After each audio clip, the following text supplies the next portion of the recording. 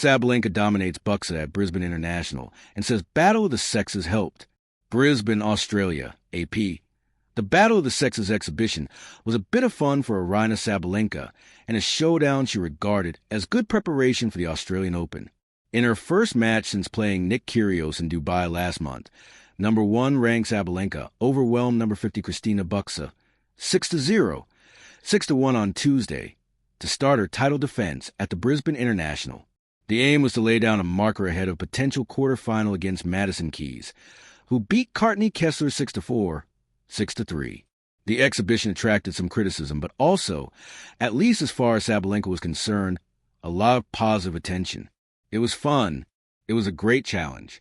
I think we brought so many eyes on tennis, she said. What I'm sad about is that some people got it wrong, the whole idea of that event. And I don't care.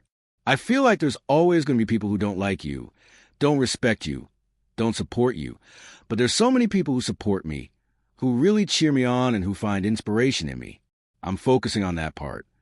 Sabalenka's focus now is getting back onto a winning role in Australia. She won back-to-back Australian Opens in 2023 and 24 and was on a 20-match winning streak at Melbourne Park until loss in last year's final to Keys. Sabalenka said the exhibition with Kyrgios has helped her. When you play against a guy, the intensity is completely different, especially when there is Nick, who is like drop-shotting every other shot. So you move a lot. So there was a great fitness for me.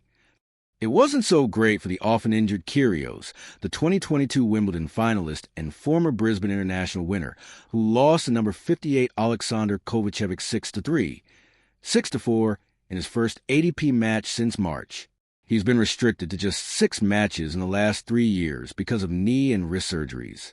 The mercurial Australian has been playing exhibitions in an effort to get back into touch, and if he doesn't get a wild card for the Australian Open, he's planning on entering qualifying. It was a day for fit-again players return to court. Grigor Dimitrov beat Pablo Carreno Busta 6-3, 6-2 in his first match since October, and just the second since Wimbledon where he had to retire with a pectoral injury, while leading Jannik Sinner by 2 sets in the 4th round. I am just grateful, Dimitrov said. My body had so much to go through, but just to be able to compete again today, it is already a success, and winning is just an added bonus.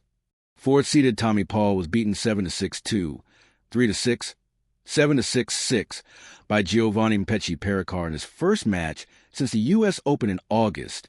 Pesci-Pericard's serve was typically big, and he fired 24 aces.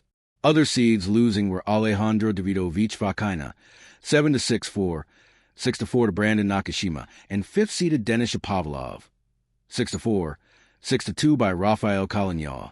7th-seeded Cameron Norrie saved 3 match points in the second set tiebreak in a 1-6, 7-6-6, 7-5 win over Hugo Humbert.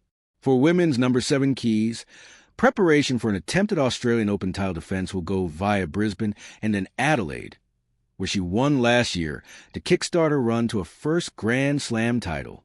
Last year was a dream come true, Keys said. I would obviously love a repeat of last year. That is always the goal,